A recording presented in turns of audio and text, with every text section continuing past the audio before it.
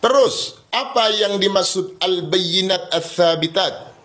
Al-bayyinat ats-tsabitat itu adalah turuku itsbatin nasab atau turuk subutin nasab. Turuk subutin nasab yang ada di Ba'alawi bisa menggunakan dua, yaitu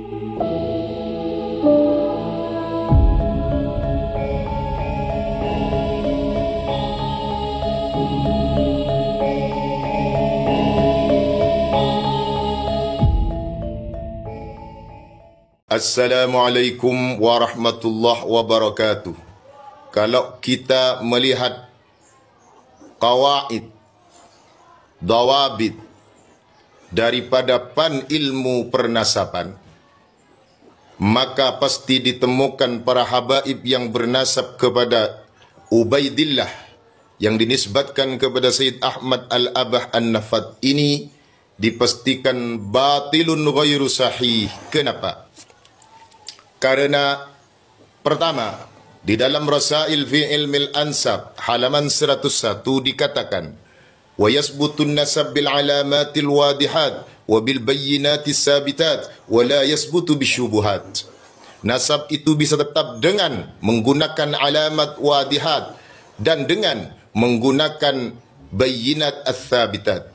Apa itu yang namanya alamat al-wadihat? Alamat al-wadihat itu ada 3. 1. Karya tulis dari Ubaidillah dan atau putranya. Paling akhir adalah tulisan dari cucunya, yaitu Ubaidillah menulis atau Alawi menulis atau Muhammad bin Alawi menulis bahwasanya Ubaidillah itu betul-betul putra Sayyid Ahmad. Setelah kita cross check, jangankan tulisan itu, keberadaan kabar dari mereka pun tidak pernah ditemukan. Yang kedua, alamat wadihat itu berupa kuburan, saudara. Kuburan di masa Ahmad Al-Abah dan kuburan di masa Ubaidillah, yaitu di abad 4. Adakah kuburan di abad 4 yang menyatakan kuburan Ubaidillah itu bertuliskan bernasab kepada Sayyid Ahmad Al-Abah? Kita lihat, ada kitab namanya Fathur Rahim Rahman, karya dari Umar bin Abdurrahman Sahibul Hamra. Beliau wafat tahun 889, ada di abad 9, saudara. Mereka menyatakan bahwa kuburan itu tidak pernah ditemukan dan belum ada di Husaisah, saudara, tidak ada.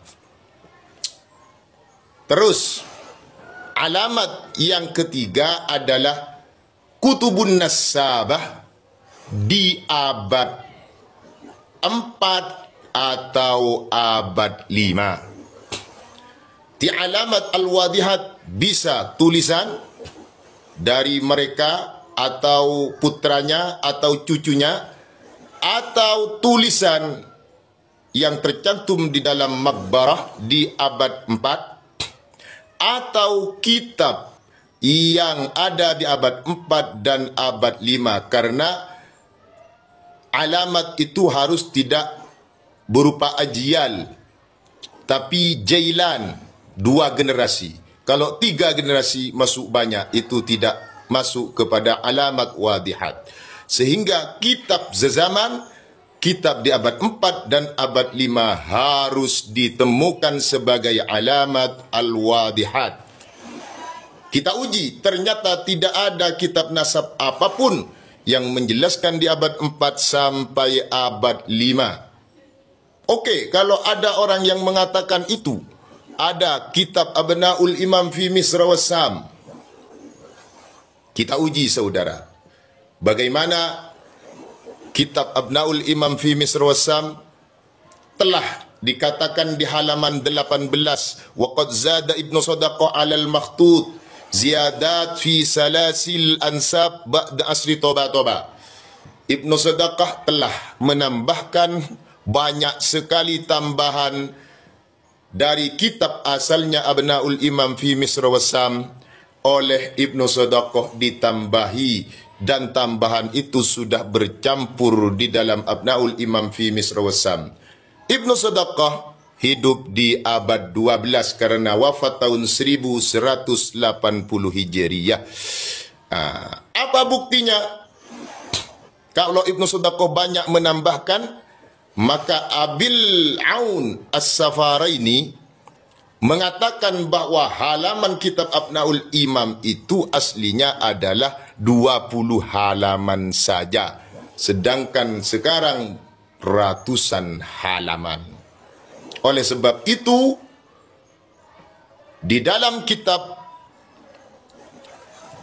Ad-Dawabit halaman 153, Syekh Muhaddis Abdul Aziz bin Muhammad Al-Madani mengatakan, amma riwayatuhu ba'dal ikhtilat fala tuqbaluh.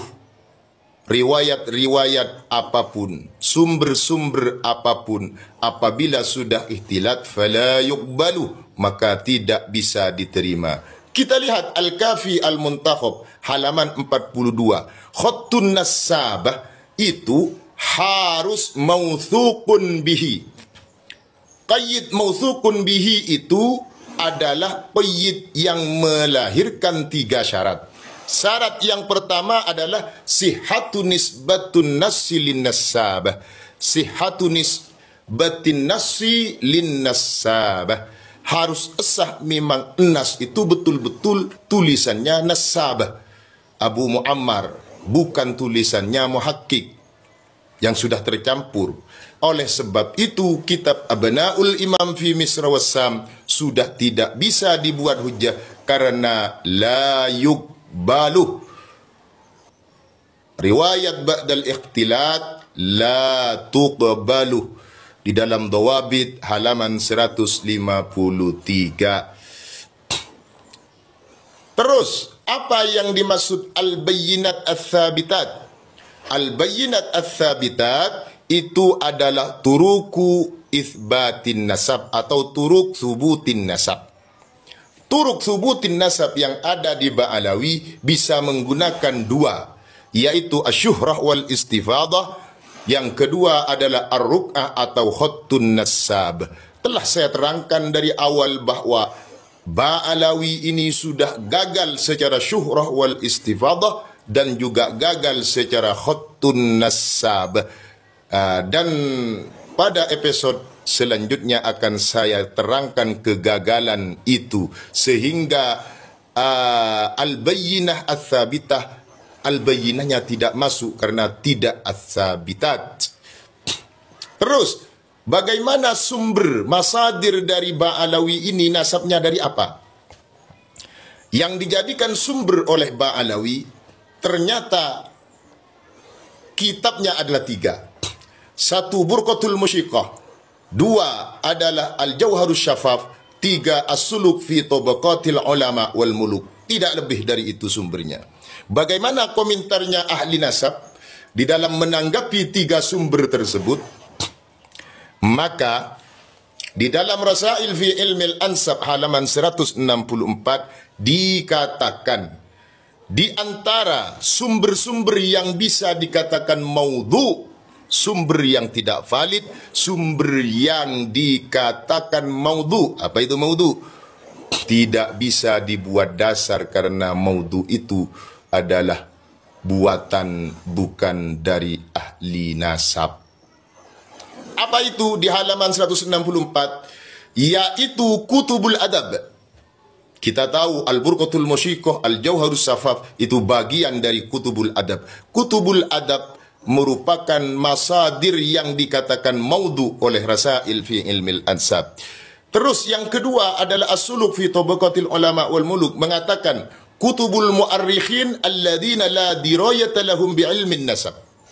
Kitab-kitab tarikh yang merupakan bukan bagian dari seseorang yang ahli dalam menguasai suatu fan ilmu dalam pernasaban, yaitu orang yang tidak mengerti sebeluk-beluknya bi'ilmin nasab, itu juga dikatakan masadir sumber-sumber yang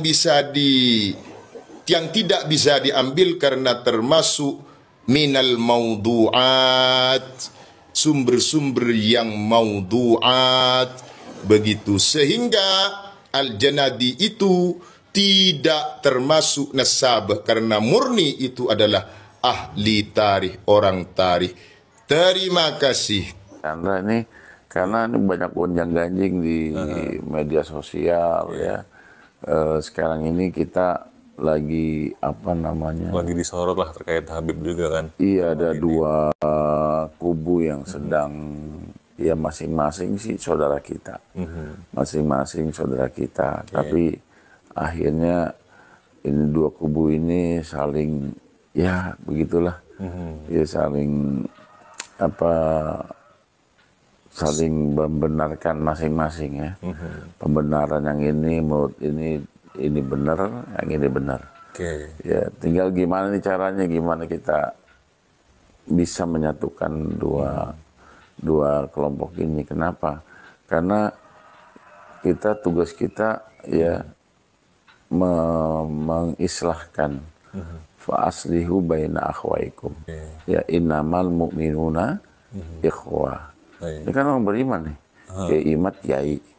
Ini dari sini ada Kiai Idrus Romli. Kiai sama Kiai ya. Ada di sini ada Habib juga ya dari Wali Songo. Di sini ada Habib dari Robito Alawi. Jadi kalau saya pikir dua-duanya ini orang-orang beriman. Innamal mu'minuna ikhwah.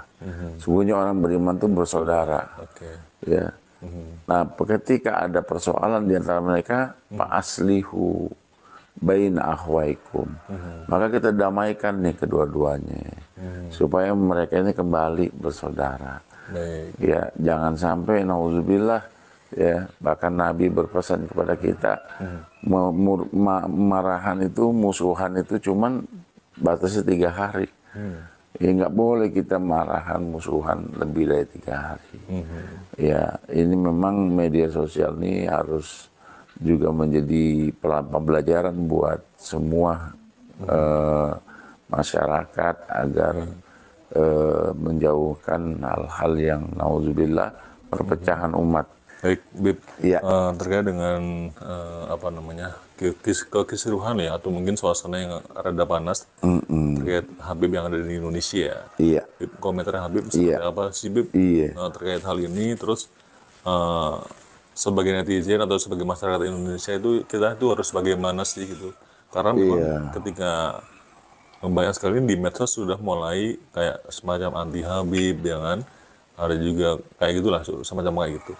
Nah, gimana Bib? Karena memang kita kan istilahnya diusahakan sebagai seorang Muslim lah dalam hal ini, itu memang harus mencintai dzurriyyah Rasulullah SAW, mencintai Rasulullah dan keluarganya lah, Bib. Seperti apa yang wajib yang kita baca setiap sholat ya, Bib. Setiap Allahumma sholli ala Sayyidina Muhammad wa ala ali Sayyidina Muhammad. Gimana, Bib? Ya jadi pemirsa ya, ini semua kan sebenarnya orang